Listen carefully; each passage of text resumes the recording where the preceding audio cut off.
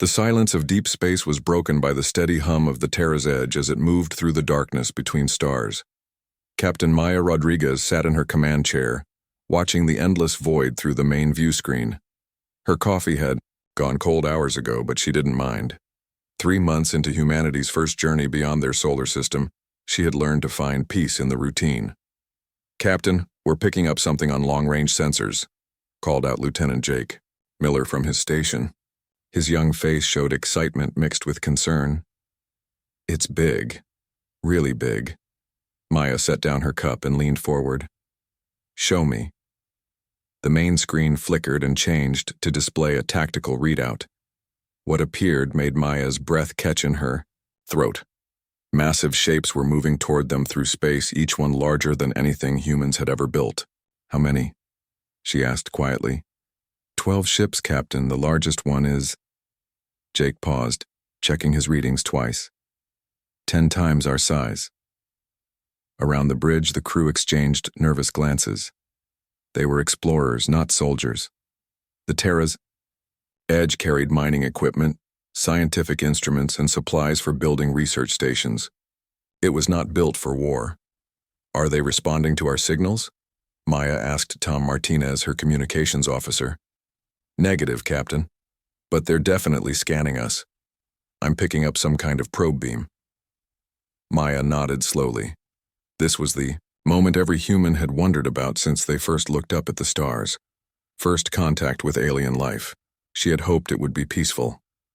"All hands, this is the captain," she announced over the ship's intercom. "We are about to make contact with alien vessels. Everyone remain calm and stay at your stations." The alien ships moved closer, their sleek forms now visible on the screen. They were beautiful in a terrifying way, like giant crystals that glowed with shifting patterns of light. Maya watched the colors dance across their hulls and wondered what they meant.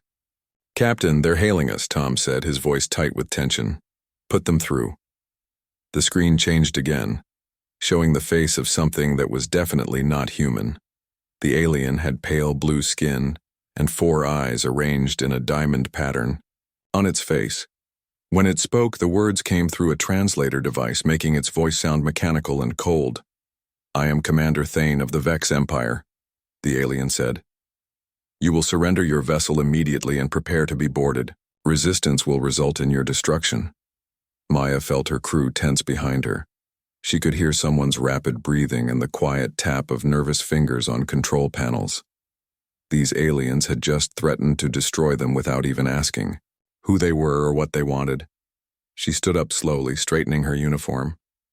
"This is Captain Maya Rodriguez of the human vessel Terra's Edge. We are explorers on a peaceful mission. We have no intention of surrendering to anyone." Commander Thane's 4 eyes blinked in sequence, as if he couldn't believe what he was hearing. "You refuse our demand? Your ship is small and weak. You cannot fight us." Maya looked around at her crew. These were good people, scientists and engineers who had volunteered to travel farther from Earth than any human before them. They had families waiting for them at home, dreams of discovery and hopes for the future. None of them deserved to die in the cold vacuum of space. But Maya also knew something else about her crew. They were human. "Let me ask you something, Commander Thane," she said, walking closer to the view screen. "In all your years of conquest, how many species have asked you this question? Why don't you run, aliens?" The silence that followed was complete. Even the background hum of the ship's engines seemed to fade away. Commander Thane stared at her, with all 4 eyes, his blue skin shifting to a slightly darker shade. "What did you say?" he asked slowly. "I asked why you don't run," Maya repeated calmly. "You show up in our space, threaten us, and expect us to just give up. But here's the thing about humans, Commander. We don't give up, ever. So I'm asking you one more time. Why don't you run?" Behind her, Maya heard Chief Engineer Blake Thompson laugh quietly. It was not a happy sound. "Captain, should I start warming up the fusion drive?" "Not yet, Blake," Maya said, never taking her eyes off the alien commander.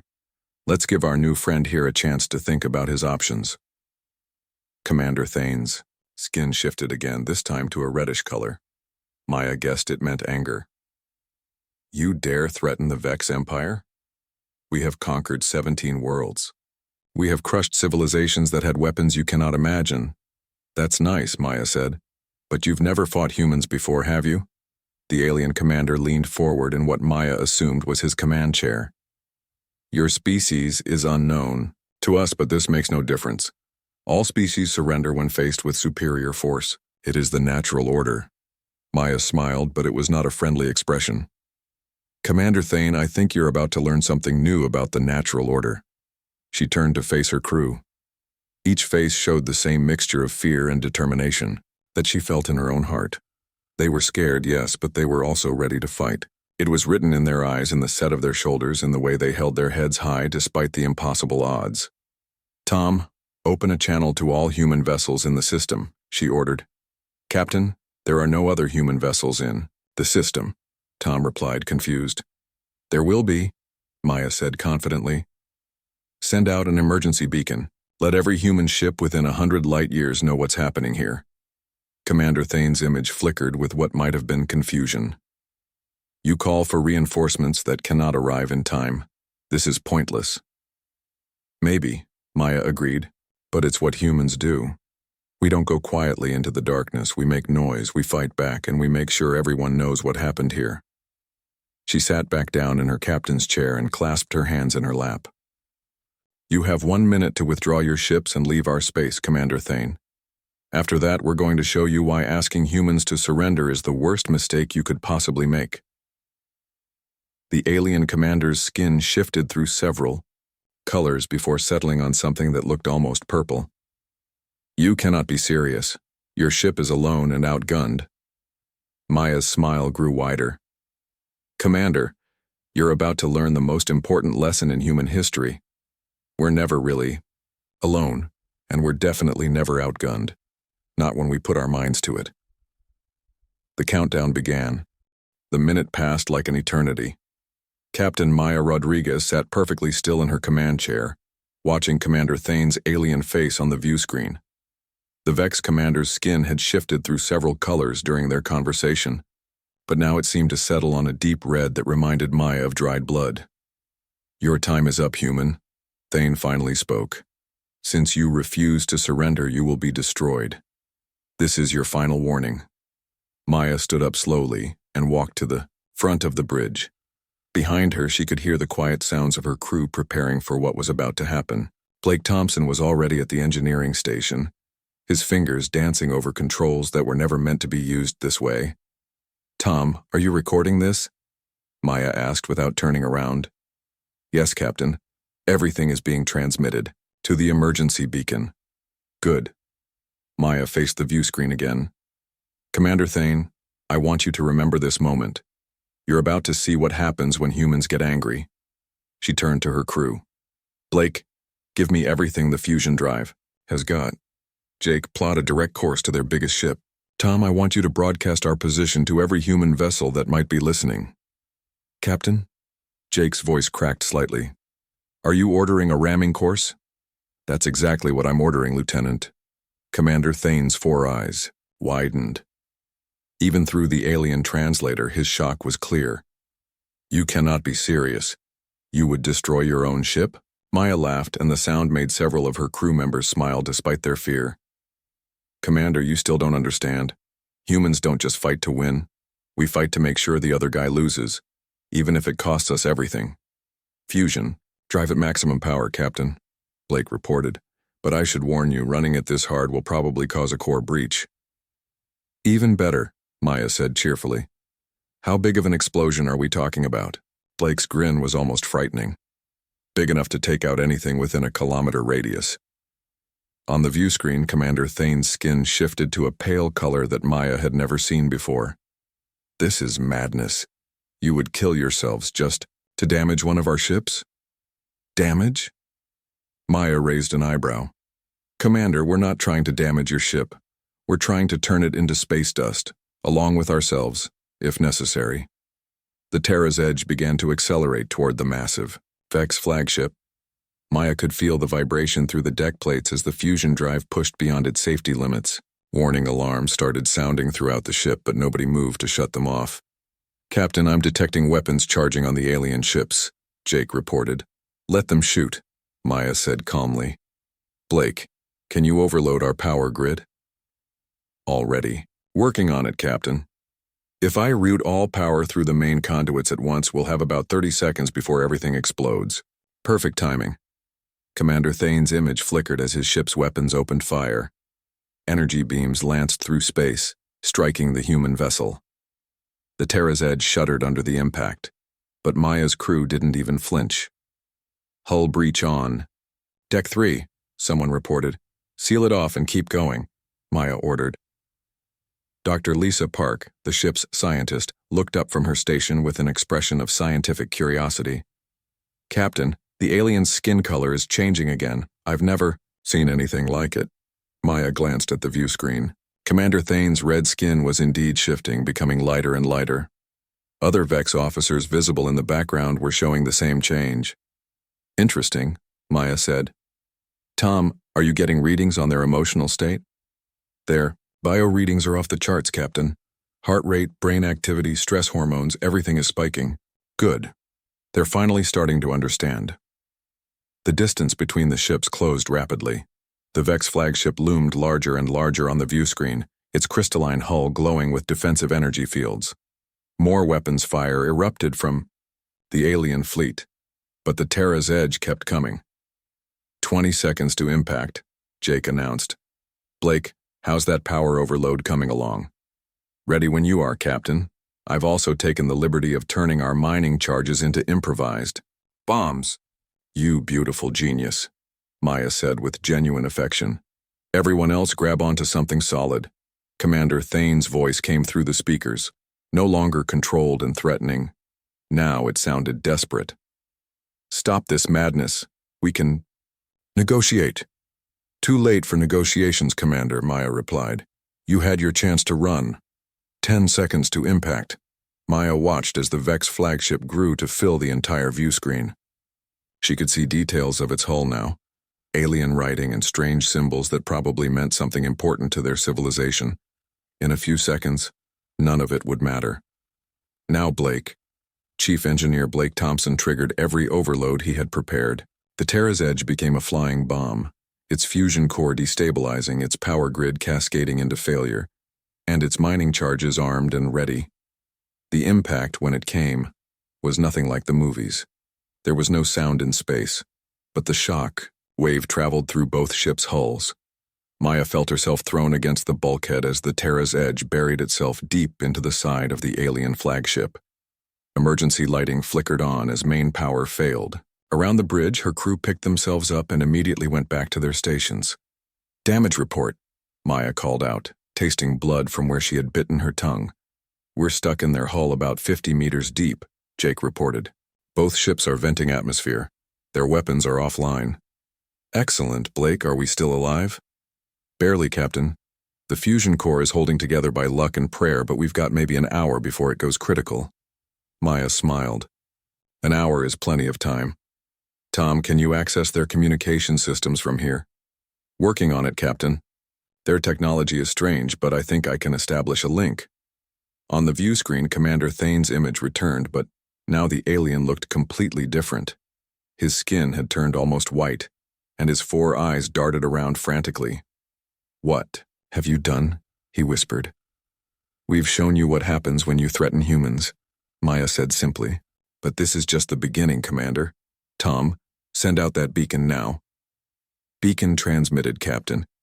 Any human ships in the area will know exactly where we are and what happened. Commander Thane's white skin somehow became even paler. You called for more of your kind? Maya's smile was cold as space itself.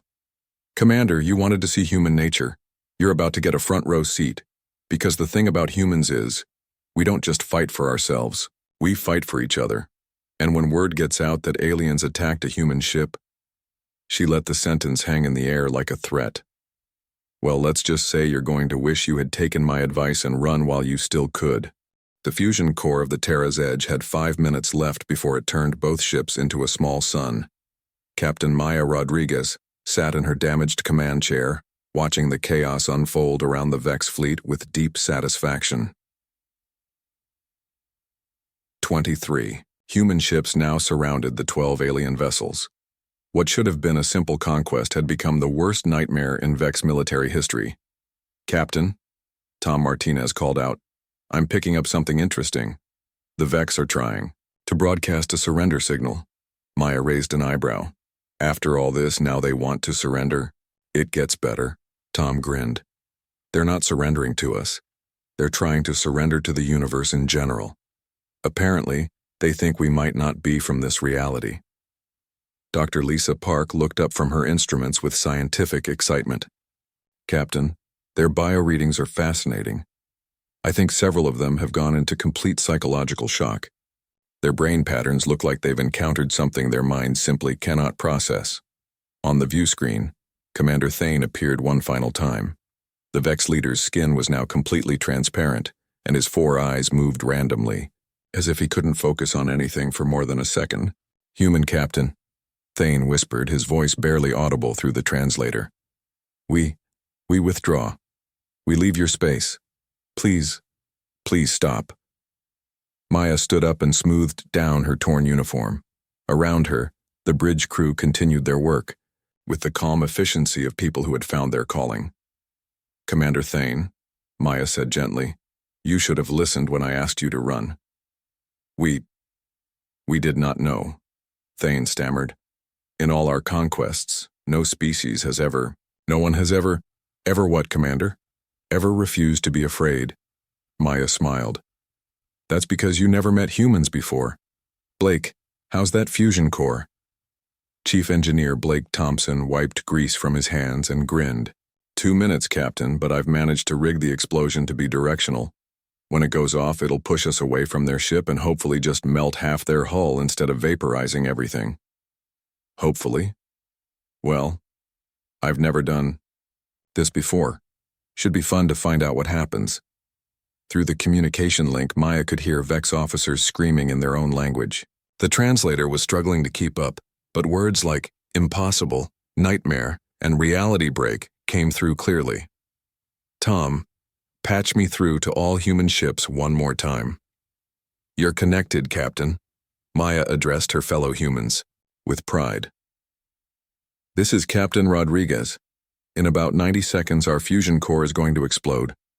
I want everyone to back off to a safe distance and observe what happens next." The responses came back immediately. Midnight Express pulling back. "Thanks for the fireworks show, Captain." Deep Digger here. "This has been the most fun we've had in years." Happy Learning withdrawing. "The children are taking notes for their science reports." Maya turned back to Commander Thane. "You know what the really sad part is, Commander? We actually came out here in peace. All we wanted to do was explore, maybe make some friends, learn about the universe." Thane's transparent skin somehow became even more pale.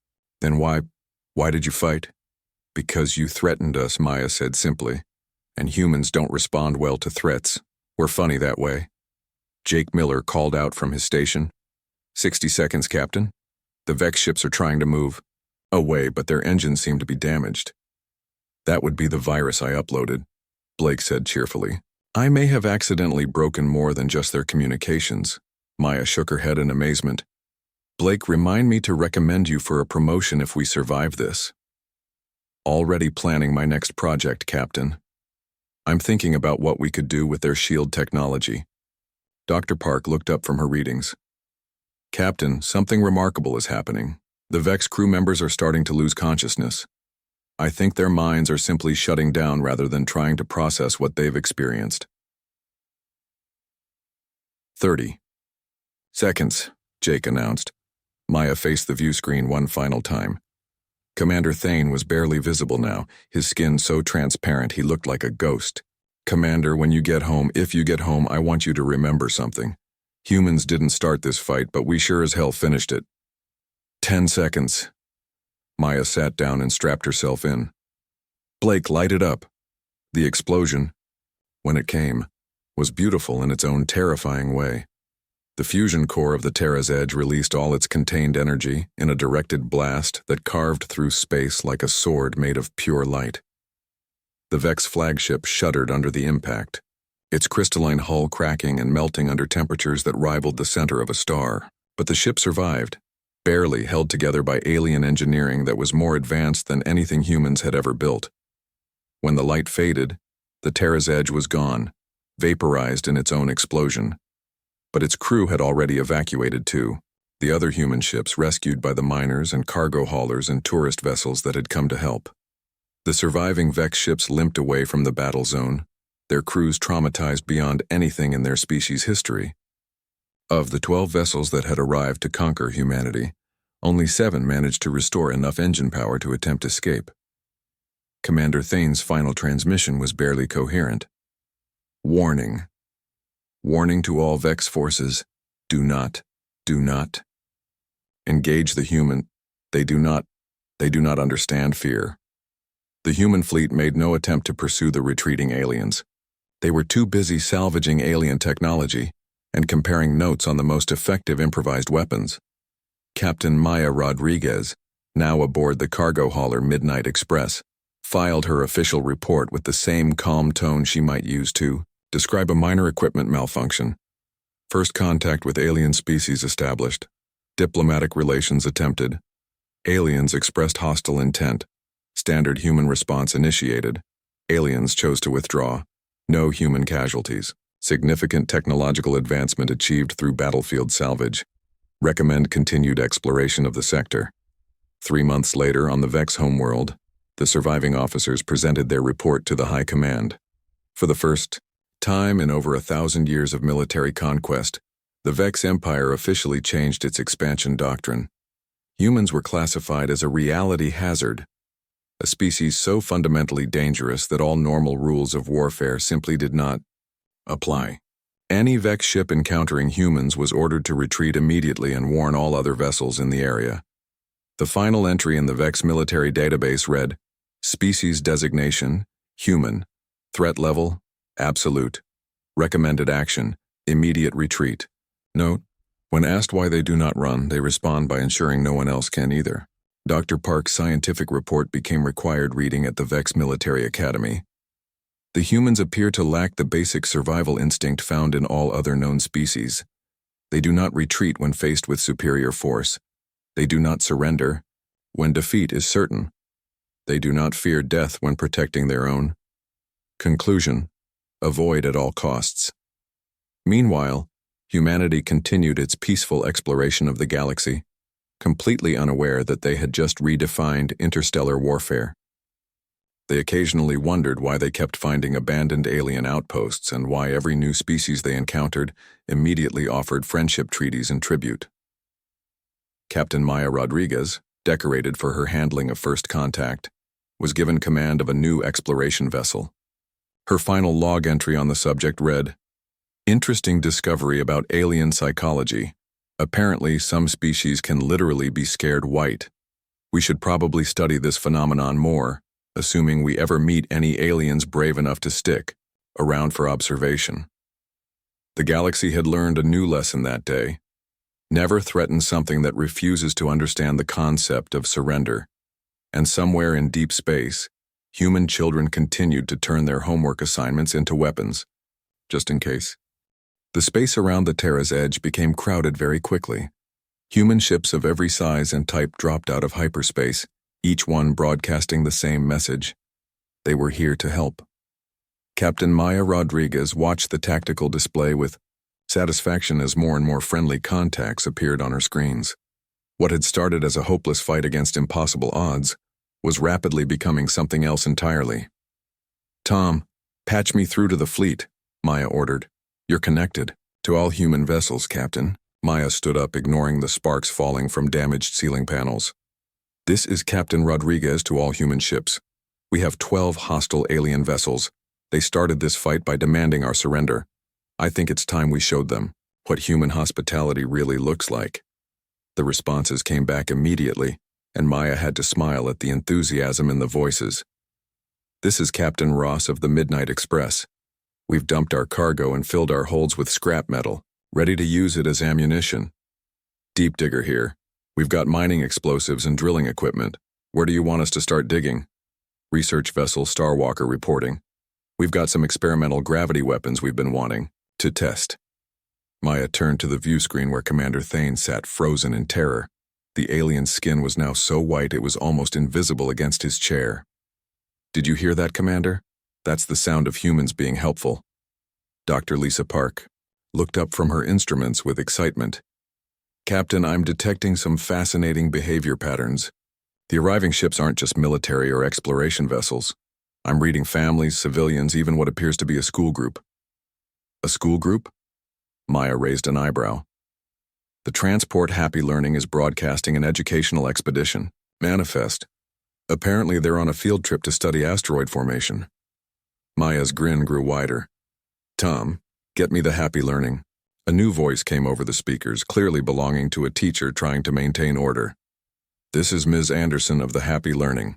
We heard your distress call. The children are very excited to help. Through the communication link, Maya could hear young voices in the background, chattering excitedly about aliens and space battles. Commander Thane made a sound that the translator couldn't process, something between a whimper and a growl. Ms. Anderson, Maya said calmly, please keep your students safe. This could get dangerous. Oh, don't worry about that, Captain. Little Bobby here has been working on a science project about kinetic energy. He thinks the escape pods could be turned into guided missiles. The other children are helping him with the math. Maya heard several Vex officers gasp over the open channel. Through the view screen, she could see alien crew members pointing at their instruments and talking in panicked voices. Captain, Tom reported, I'm picking up transmissions from the Vex fleet. They're trying to contact their homeworld, but something's wrong with their long-range communications. Blake Thompson looked up from where he was connecting wires that probably shouldn't be connected. That would be the virus I uploaded during our ramming attack. I may have accidentally broken their hyperspace communication array. Maya stared at her chief engineer. Accidentally? Blake's innocent expression fooled no one.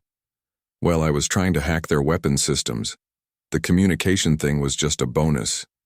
So they can't call for help or retreat to hyperspace. They're stuck here with us. On the view screen, Commander Thane was now visibly shaking.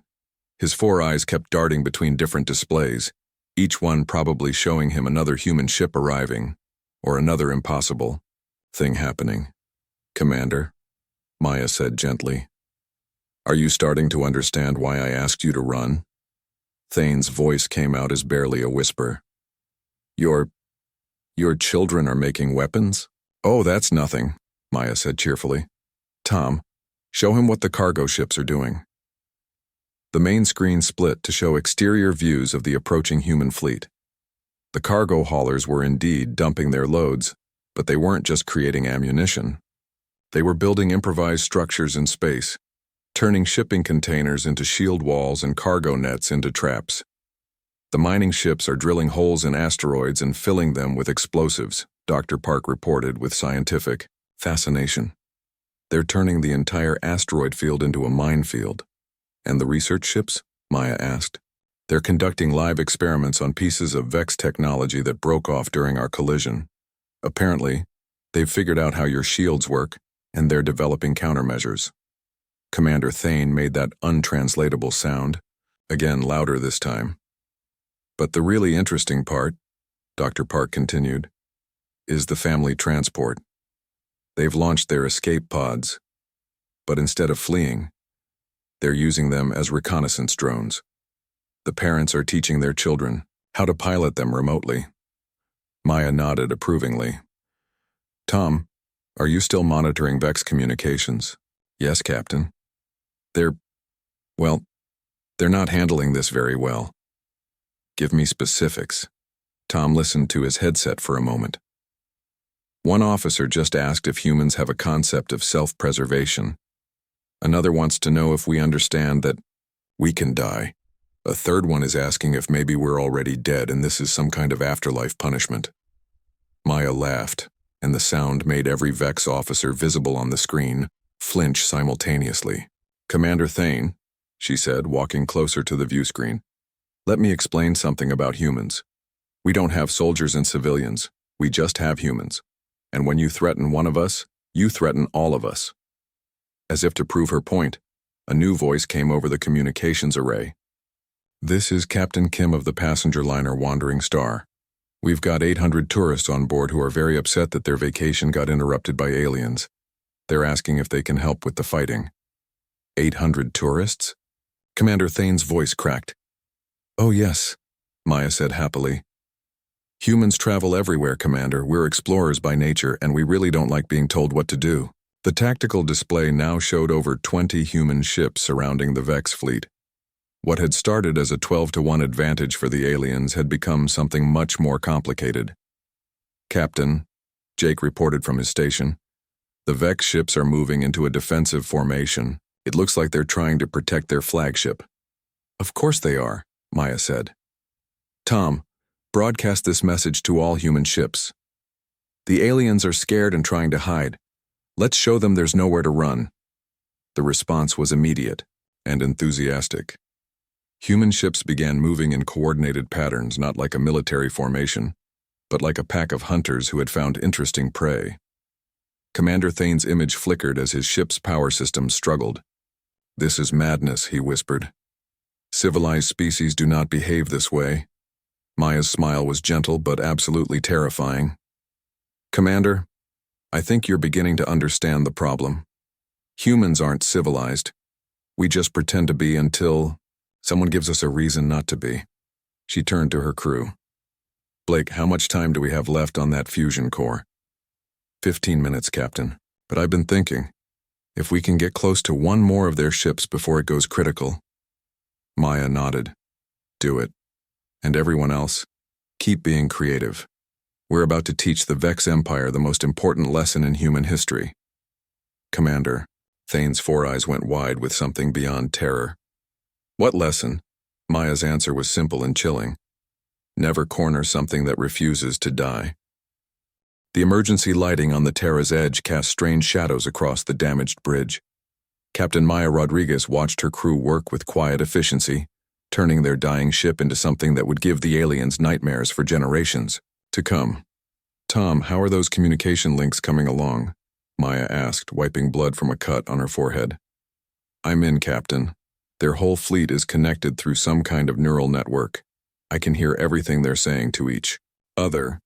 Maya raised an eyebrow. "And what are they saying?" Tom's face went pale as he listened to his headset. "They're terrified, Captain. I've never heard anything like this. They keep asking each other what's wrong with us." On the main view screen, Commander Thane appeared again. The Vex leader's skin had gone from its original blue to an almost translucent white. His four eyes kept darting around frantically, as if he expected humans to jump out of the shadows at any moment. "Human, Captain," Thane said, his voice shaking through the translator. "We must discuss terms. This behavior is not normal." Maya laughed, and the sound seemed to make the alien flinch. "Normal? Commander, you haven't seen anything yet.